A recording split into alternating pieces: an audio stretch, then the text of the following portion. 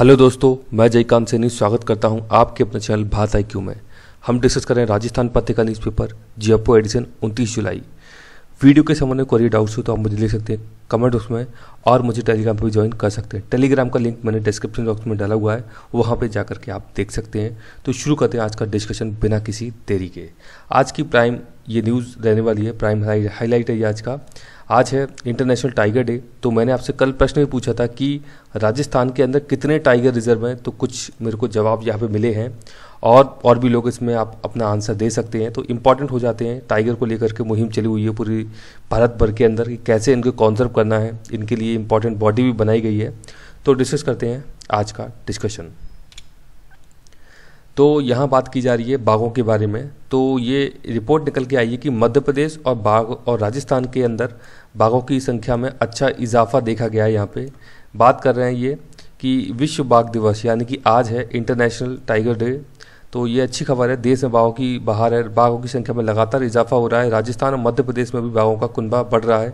मध्य प्रदेश के पन्ना एक tiger reserve कहाँ पे मध्य प्रदेश के अंदर है, इंपॉर्टेंट है। काफ़ी सारे टूरिस्ट यहाँ पे घूमने के लिए जाते हैं, पता होगा आपको।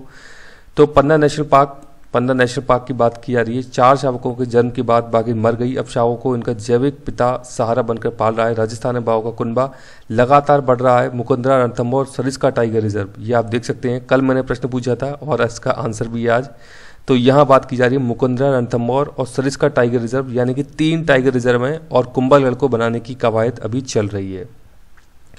तो यहाँ बात कर रहे हैं कि बाघ बाघिन शावकों के कुनबे में एक साल में 6 सदस्यों की वृद्धि हुई है। हाल के आंकड़ों के अनुसार प्रदेश में 99 बाघ हैं, ये आप देख सकते हैं। 99 टाइगर की यहाँ पे बात की गई है। एक वर्ष पहले संख्या 93 थी। तो ये एक अच्छी खबर है। यहाँ पे बात कर रहे हैं ये कि यह बाघ 70 शावकों का पिता है। किसकी बात की जाए? T3 की। यहाँ पे T3 यहाँ की बाघिनों से संसर्ग कर करीब 70 शावकों का पिता बना है। आज पन्ना के सभी बाघ इस T3 के वंशज हैं। 526 बाघों के साथ मध्य प्रदेश सबसे आगे, कर्नाटक 524, उत्तराखंड 422 और 30 नंबर पर है। आप देख सकते हैं, बताया है कि यहाँ पे जो राज्य हैं उनमें सबसे ज़्यादा संख्या कहाँ पर है बाघों की। तो बताया है कि मध्य प्रदेश नंबर 1 पे है यहाँ पे बाघों के मामले में बात करें हम। उसके बाद आप देखिए बात कर रहे हैं यहाँ पे कर्नाटक की, और उसके बाद उत्तराखंड की यहाँ पे बात की जा रही है। उत्तराखंड के अंदर आपने कॉर्बेट राजाजी नेशनल पार्क का नाम सुना होगा, ये भी काफ़ी ज़्यादा फेमस है टाइगर साइटिंग के लिए। यहाँ पे कर्नाटक के अंदर भी नेशनल पार्क है यहाँ पे, जैसे कि बांदीपुर नेशनल पार्क भी है। तो ये कुछ इंपॉर्टेंट हैं राज्यों के बारे में, आपको यहाँ पे पता होना चाहिए। अच्छा, इनका सेंसस होता है टाइगर का, जो गणना होती है इनकी, ये हर 4 वर्ष के बाद की जाती है। ये भी आपको पता होना चाहिए। जैसे कि जनगणना होती है ना लोगों की भारत के अंदर, वो हर 10 वर्ष के बाद की जाती है। जैसे कि 2011 में की गई थी, तो 2021 में होनी थी इस बारी, लेकिन इसे कोविड-19 के कारण टाल दिया गया अभी। तो ये चीज़ें 4 वर्ष बाद की जाती है। नेशनल टाइगर कंजर्वेशन अथॉरिटी बहुत ही इंपॉर्टेंट अथॉरिटी है एक बाघों को लेकर के भारत के अंदर। इस बार की थीम आप देख सकते हैं, their survival is in our hands. ये बात की गई है, थीम है इस बार की। ये जो विश्व बाघ दिवस है इस बार, उसके ऊपर ये थीम रखी गई है, देयर सर्वाइवल, यानी कि उनका जो अस्तित्व है इज इन आवर हैंड्स, यानी कि हमारे हाथों में, मनुष्यों के हाथों में, कि किस प्रकार से हमें बाघों को बचाना है। यहाँ पर न्यूज़ ये बात की जा रही है, बैंक डूबा। आपको पता है बैंक डिफॉल्ट कर जाता है, दिवालिया हो जाता है, तो आपके पैसे डूब जाते हैं, यानी कि कस्टमर्स के पैसे डूब जाते हैं। तो उसको लेकर बात की गई है कि 5 लाख रुपए तक आपको मिल पाएंगे। इसके लिए एक एक्ट है, उसके बारे में बात कर रहे हैं कि अब आपका जो रकम है वो 90 दिन के अंदर आपको मिल जाएगी। 5 लाख रुपए तक की रकम मिल जाएगी। इसके दायरे में उन बैंकों ग्राहक भी आएंगे जिन पर RBI से कोई प्रतिबंध या मॉरेटोरियम है। यह फैसला PM मोदी की अध्यक्षता में ऐसा किया गया है ये। तो आपको 90 दिन के अंदर ये पैसा मिल जाएगा। यहाँ पर एक इंश्योरेंस एक्ट है, मेरे को याद नहीं आ रहा पूरा वो, तो उस एक्ट के तहत अभी ये कुछ लास्ट ईयर ही इसका जो अमाउंट है, ये पहले 1 लाख हुआ करता था, इसे अभी 5 लाख कर दिया है। इसका मतलब ये है कि यदि आपकी SBI के अंदर 5 लाख की कहीं भी जमा है तो आपको ये 5 लाख आपके इंश्योर्ड हैं। यदि आप PNB के अंदर 5 लाख जमा करते हैं तो ये 5 लाख एक्स्ट्रा हो जाते हैं। इसके लिए बैंकों से चार्ज वसूल किया जाता है। कौन चार्ज वसूल करता है? ये RBI के द्वारा इस प्रकार की व्यवस्था की गई है कि बैंकों से ये शुल्क वसूल किया जाता है, यानी कस्टमर से इस पे कोई बोझ नहीं डाला जाता कस्टमर्स पर। इस प्रकार के इंश्योरेंस के लिए ये बैंकों से इसका पैसा वसूल किया जाता है और इस प्रकार की ये बेनिफिट की बात यहाँ पे की जा रही है कि आपको 90 दिन के अंदर यदि बैंक दिवालिया हो जाता है तो आपको पैसा दिया जाएगा, वो भी 5 लाख तक आपका रुपये यहाँ पे इंश्योर्ड है। यानी कि यदि 6 लाख है तो फिर आपका 1 लाख यहाँ पे डूब जाएगा यदि ऐसा हो जाता है दिवालिया होने पर, और 5 लाख रुपया आपको मिल जाएगा। यानी कि ये इंश्योर्ड अमाउंट है 5 लाख रुपया। याद रखिएगा ये केवल एक बैंक के लिए 5 लाख की अमाउंट है। यदि आपका खाता दूसरे बैंक के अंदर है और इतना अमाउंट है तो आपको वहाँ पे भी 5 लाख का सेपरेट इंश्योरेंस आपको मिल जाएगा एक प्रकार से। ये बात की जा रही है चंद्रयान-3 मिशन की, तो इसका जो प्रक्षेपण है इसको लॉन्च किया जाएगा 2022 में। चंद्रयान-3 को 2022 की तीसरी तिमाही में प्रक्षेपित किया जा सकता है, ये बात की जा रही है। चंद्रयान-2 कब भेजा गया था ये मुझे उसमें कमेंट करके जल्दी से बताइए, इंपॉर्टेंट हो जाती हैं ये चीज़ें। बात की जा रही है 12 की, तो यहाँ पे है शाहाबाद का किला। ये बहुत कई बार पूछा गया एग्जाम्स के अंदर, ये आर्ट एंड कल्चर से आप समझ सकते हैं ये प्रश्न है। तो रियासतकालीन मार्ग पर बना शाहाबाद किले में बनेगा नेचर ट्रैक बनाने की बात की जा रही है। विश्व प्रकृति संरक्षण दिवस के अवसर पर जिला कलेक्टर राजेंद्र विजय ने प्राकृतिक संसाधनों, वन्यजीवों एवं ऐतिहासिक धरोहर से समृद्ध जिले के शाहाबाद क्षेत्र का भ्रमण करते हुए किले में पुरातत्व विभाग के करवाए गए जीर्णोद्धार का यहाँ पे अवलोकन किया है। तो नेचर ट्रैक बनाने की बात की जा रही है। याद रखिएगा शाहाबाद का किला है 12 जिले के अंदर। बात की जा रही है जंगल सुरक्षित तो ही बाघ संरक्षण अर्थपूर्ण होगा। आज बाघ दिवस है, तो मतलब इंटरनेशनल डे है टाइगर्स के लिए, तो उसको लेकर के एडिटोरियल यहाँ पे लिखा गया है। देख लेते हैं कुछ इंपॉर्टेंट चीज़ें इसके बारे में। तो कोरोना महामारी के इस दौर में खुशखबर है कि यह मानव आवाजाही कम होने लगी है। आपको पता है सब लोग फ्रीज हो गए हैं एक प्रकार से, कहीं ज़्यादा मूवमेंट नहीं हो रहे हैं, टूरिज्म काफ़ी ज़्यादा इससे इम्पैक्टेड है। तो वन्य जीवों की संख्या में काफ़ी इजाफा हुआ है, लेकिन चिंतित होने वाली खबर यह है कि वन्य जीवों के व्यापार से उनकी आबादी में औसतन 62% की गिरावट दर्ज की गई। यानी कि जो जैसे ह्यूमन ट्रैफिकिंग होती है ना, इसी प्रकार से एनिमल की भी ट्रैफिकिंग होती है। इसके लिए एक प्रोग्राम चलाया गया है ट्रैफिक, याद रखिएगा आप, ये प्रोग्राम है जो एनिमल्स की ट्रैफिकिंग होती है उसको रोकने के लिए प्रोग्राम है ट्रैफिक। ये मुझे बताइए ये प्रोग्राम किसके द्वारा चलाया गया है? ट्रैफिक पूछा गया एग्जाम्स के अंदर। ये प्रोग्राम है ट्रैफिक, जो वन्य जीवों की तस्करी की जाती है उसको रोकने के लिए। तो अंतर्राष्ट्रीय स्तर पर हर साल करीब 10 करोड़ वनस्पतियों और जानवरों की तस्करी हो रही है। वन्य जीवों का यह व्यापार सालाना करीब 1,45,468 करोड़ रुपए तक पहुंच गया है। समझ सकते हैं कितना बड़ा ह्यूज अमाउंट है ये, इस प्रकार का ये बिजनेस चल रहा है। अंतर्राष्ट्रीय journal nature ecology and evolution की ये रिपोर्ट तब और चिंता बढ़ा रही थी जब हम आज विश्व दिवस बना रहे हैं। कहने के लिए भारत में साल दर साल बाघ अभ्यारण्यों की संख्या बढ़ती जा रही। राजस्थान के रामगढ़ विषधारी अभ्यारण्य को देश का 52वां राष्ट्रीय अभ्यारण्य घोषित किया गया है। मुझे बताइए रामगढ़ विषधारी किस जिले के अंदर है? ये अभ्यारण्य की बात की जा रही है। तो बात करें देश का 52वां अभ्यारण्य घोषित किया गया है, लेकिन सोचने वाली बात है कि क्या इसी अनुपात में बाघों की आबादी बढ़ी है? 1973 में अब तक टाइगर प्रोजेक्ट पर अरबों रुपए खर्च किए जा चुके हैं। इंपॉर्टेंट ये याद रखिएगा, टाइगर प्रोजेक्ट लाया गया था 1973 में, ये भी आपसे पूछा जा सकता है। और wild life protection act WPA ये 1972 में लाया गया था, ये भी इंपॉर्टेंट चीज़ है यहाँ पे। लेकिन बाघ जैसे वन्यजीवों की संख्या अभी भी अंगुलियों पर गिनने पर जितनी है। 2019 में आई रिपोर्ट के अनुसार देश में सिर्फ 2967 बाघ हैं। इनमें 526 मध्य प्रदेश, 524 कर्नाटक। बाघों मैंने आपको बताया था कि बाघों के मामले में नंबर 1 मध्य प्रदेश, उसके बाद कर्नाटक, फिर उत्तराखंड मैंने आपको बताया था। तो बाघों की आबादी नहीं बढ़ने का प्रमुख कारण है उनके अधिवास क्षेत्र में कमी और बढ़ती मानव दखलंदाजी। यानी कि उनका जो हैबिटाट है बाघों का वो काफ़ी ज़्यादा कम होता जा रहा है, इससे ज़्यादा प्रभावित हुई है इनकी संख्या। ऐसे में सवाल उठता है कि क्या बाघों के लिए देश भर के टाइगर रिजर्व पूरी तरह सुरक्षित है? राष्ट्रीय बाघ संरक्षण प्राधिकरण मैंने आपको बताया था NTCA जो है उसकी बात की जा रही है। हर साल करीब 56 बाघों की मौत हो जाती है, ये बताती है रिपोर्ट जहाँ पे लेकर के आते हैं। यह आंकड़े हैरान करने वाले हैं।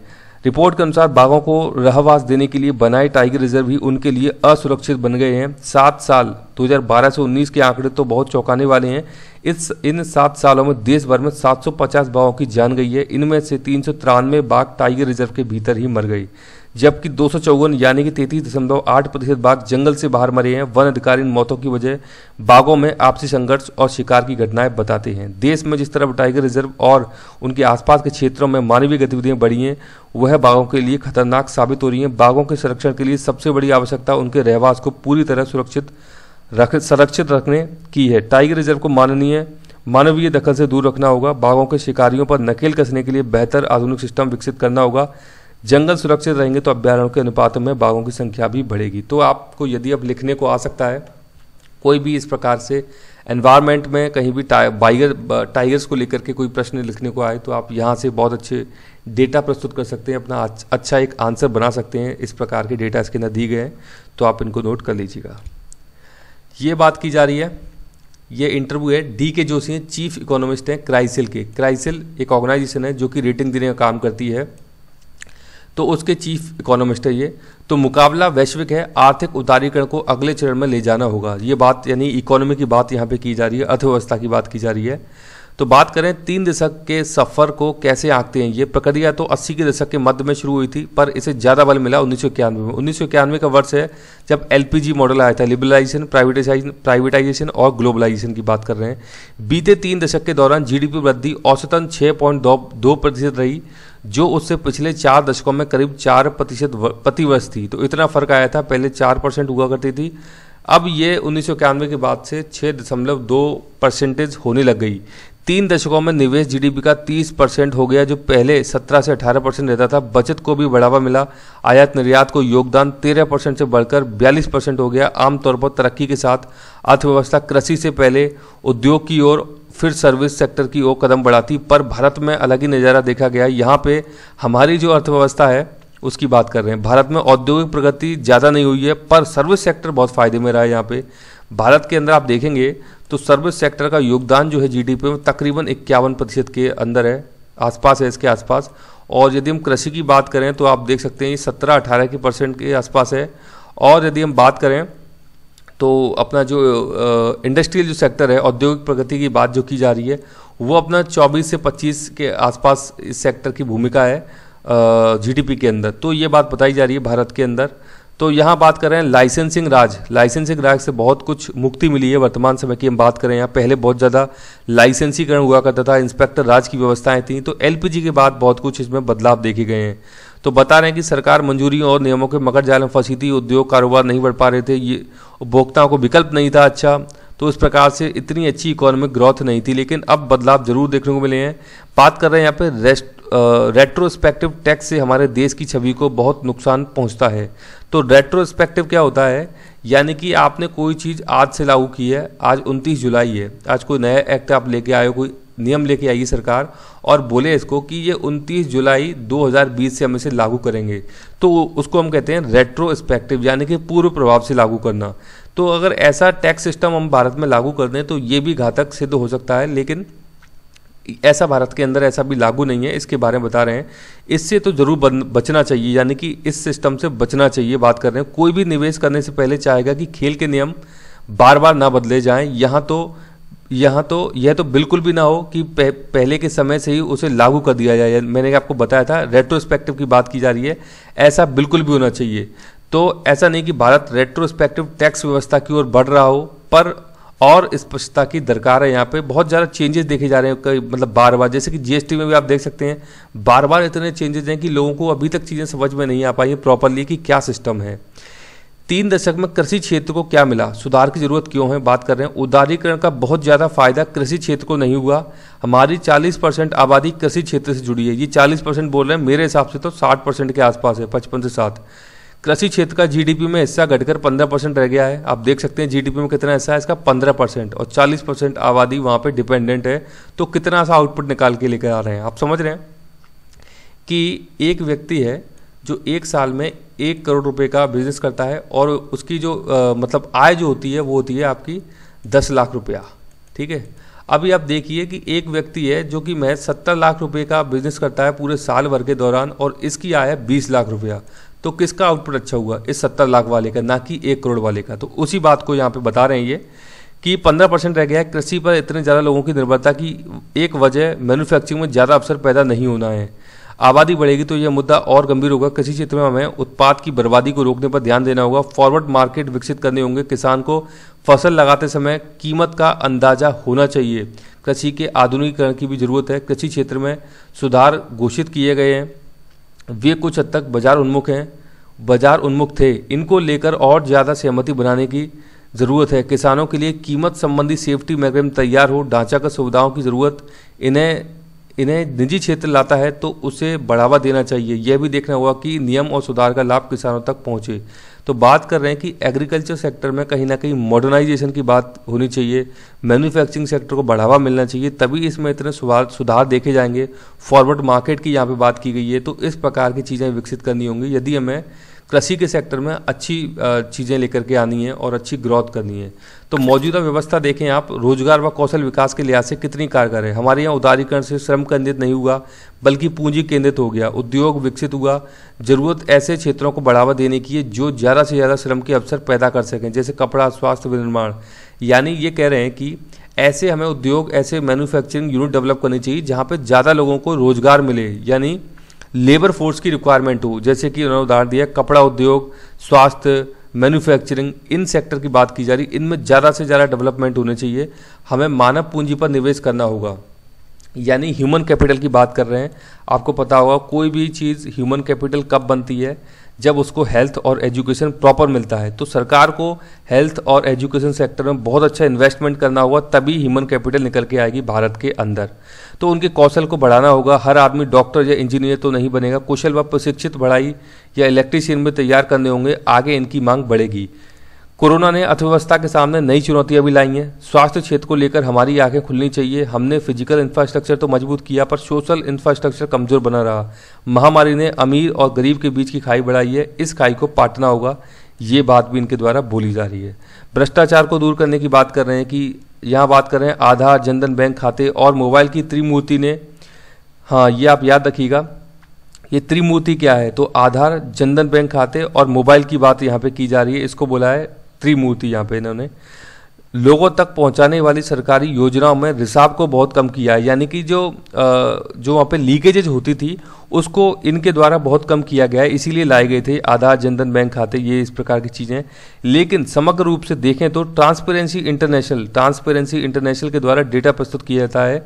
1995 में जो रैंकिंग थी 35 थी, वह 2011-13 में 95 हो गई, यानी उदारीकरण के दौरान भ्रष्टाचार बढ़ा ही है। हमें बहुत पारदर्शिता और व्यवस्थागत बदलाव की जरूरत है। आप देख सकते हैं कि 1995 में ट्रांसपेरेंसी इंटरनेशनल भारत की रैंकिंग थी 35, जबकि हमारे यहाँ पे लाइसेंसिंग राज था, इंस्पेक्टर राज था बहुत ज़्यादा। उसके बाद 91 में जब एलपीजी मॉडल आया और उसके बाद देखें आप 11 और 13 में हमारी रैंकिंग कहाँ पहुँच गई है, ये 35 से लेकर के 95 हो गई है। जबकि इतना कुछ किया गया है उसके बावजूद भी ये 95 में पहुँच गई है। तो बता रहे हैं कि ये भ्रष्टाचार को कहीं ना कहीं रोकना होगा, ये पारदर्शिता बढ़ाने की बात कर रहे हैं। यहाँ पे ट्रांसपेरेंसी बहुत ज़्यादा होनी चाहिए, तो इसकी बात की जा रही है। अच्छे आर्थिक फैसले क्या राजनीतिक फायदा भी पहुंचाते हैं? कुछ ऐसे कदम होते हैं जिन्हें गुड इकोनॉमिक्स और गुड पॉलिटिक्स दोनों श्रेणी में रखा जा सकता है। सड़क बनाएंगे तो ढांचागत सुविधा बढ़ेगी, व्यवस्था की कार्यकुशलता बढ़ेगी और लोगों को रोजगार भी मिलेगा। जिन इलाकों से गुजरेगी वहाँ विकास आएगा। बहुत से सुधारों के परिणाम मिलने में 4-5 साल ज़्यादा भी लग सकते हैं। राजनीतिज्ञों के पास इतना धैर्य नहीं होता है, ऐसा सुधार मुश्किल होते हैं पर साहस किए जाने चाहिए, यानी कि इस प्रकार के प्रयास किए जाने चाहिए आगे भी, इसकी बात कर रहे हैं। इतने दशकों में कारोबारी सुगमता में हम कितना आगे बढ़ सकें, ये बात की जा रही है। आज हमारा जोर मैन्युफैक्चरिंग सेक्टर पे है, इसके लिए फिजिकल इंफ्रास्ट्रक्चर बहुत ज़रूरी हो जाता है। हम अभी भी बहुत पीछे हैं। वियतनाम व बांग्लादेश भी तेज़ी से आगे निकल रहे हैं। ईज ऑफ डूइंग बिजनेस में हम 190 देशों में 63वें नंबर पर हैं। कॉन्ट्रैक्ट्स लागू करने के लिहाज से हमारी रैंक 163 है। वर्ल्ड इकोनॉमिक फोरम जो वर्ल्ड कॉम्पिटिटिव इंडेक्स जारी करता है उसमें हमारी रैंकिंग 68 है। हमें इस तरफ ध्यान देना होगा। याद रखिएगा, वर्ल्ड कॉम्पिटिटिव इंडेक्स यानी कि जो कंपटीशन होता है, यानी कि जो प्रतिस्पर्धा होती है बिजनेसेस के अंदर, उसकी जो रैंकिंग जारी करता है वो करता है वर्ल्ड इकोनॉमिक फोरम। इसका बताइए वर्ल्ड इकोनॉमिक फोरम का हेडक्वार्टर कहाँ पर है और वर्ल्ड इकोनॉमिक फोरम के द्वारा कौन सी एक मैगजीन जारी की जाती है, उसका मुझे नाम बताइए। बात की जा रही है टेम्पल की। घुश्मेश्वर मंदिर इंपॉर्टेंट है, सावन का महीना अभी चल रहा है तो इसलिए यहाँ पे इसके बारे में बताया जा रहा है। तो बात की जा रही है घुश्मेश्वर मंदिर, ये है शिवाड़ है सवाई माधोपुर के अंदर। ये पूछा जा सकता है आपसे कि घुश्मेश्वर मंदिर कहाँ पर है। शिव जी का टेम्पल है ये, शिवाड़ सवाई माधोपुर के अंदर है घुश्मेश्वर मंदिर। तो ये बात की जा रही है ज्योतिर्लिंग मंदिर में घुश्मेश्वर ज्योतिर्लिंग मंदिर ट्रस्ट की ओर से सजावट ये यहाँ पे की गई है। तो इस प्रकार की न्यूज़ कवर की गई है। ये बात की जा रही है रणनीति है, स्ट्रेटेजी है गवर्नमेंट की यानी कि केंद्र सरकार की, सरकार करेगी रिजर्व कच्चे तेल का इस्तेमाल। तो जो रिजर्व कच्चा तेल है, क्रूड ऑयल है, उसके इस्तेमाल की बात यहाँ पे की जा रही है। पेट्रोल डीजल की कीमतों पर अंकुश लगाने के लिए सरकार रिजर्व कच्चे तेल का इस्तेमाल करेगी।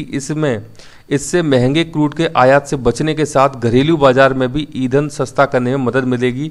भारत अपने कुल तेल भंडार का 50% वाणिज्यिक इस्तेमाल करेगा। इसके तहत 3.65 करोड़ बैरल क्यूट टन तेल शोधन कंपनियों को कम कीमत पर दिया जाएगा। तेल की बिक्री से मिले फंड का इस्तेमाल और रिजर्व टैंक बनाने में होगा। तो यहाँ पे बात की जा रही है किस प्रकार से इसका मैनेजमेंट किया जाना है, जो रिजर्व क्रूड ऑयल है उसका इस्तेमाल कैसे किया जाएगा ताकि इसकी प्राइसेस को कंट्रोल किया जाए और आम लोगों को कुछ राहत मिल सके, ये बात बताई जा रही है।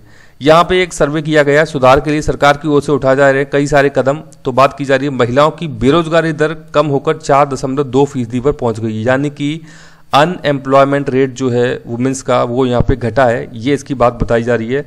तो NSO राष्ट्रीय सांख्यिकीय कार्यालय की ओर से ये आवधिक श्रम बाल सर्वेक्षण के अनुसार 2019-20 में महिलाओं की बेरोजगारी दर 4.2% रही, जबकि साल 18-19 में यह 5.1% थी। ये डेटा इनके द्वारा प्रस्तुत किया गया है। यहाँ पे अभी देख सकते हैं मैटरनिटी बेनिफिट, आपको ये भी पता होना चाहिए, 12 सप्ताह से बढ़ाकर के 26 वीक कर दिया है। 50 या अधिक कर्मचारी वाले प्रतिष्ठानों में अनिवार्य शिशु गृह सुविधा का प्रावधान, पर्याप्त सुरक्षा उपायों के साथ रात में महिला कर्मियों को अनुमति देना आदि इत्यादि, ये इस प्रकार के कुछ कदम उठाए गए हैं। तो ये कुछ मतलब चीज़ें अच्छी की गई हैं महिलाओं के लिए। तो इसमें मतलब कि आप कह सकते हैं अनएम्प्लॉयमेंट जो रेट है वो भी काफ़ी कम हुआ है। तो मुझे आशा है कि वीडियो आपको अच्छा लगा होगा। यदि वीडियो अच्छा लगा है तो जल्द से लाइक करें, शेयर करें, सब्सक्राइब करें ताकि और भी लोग वीडियो का फायदा उठा सकें। आप मुझे अपने सुझाव कमेंट में भेज सकते हैं या मुझे ईमेल भी कर सकते हैं। इसी के साथ धन्यवाद, मिलते हैं अगली वीडियो में।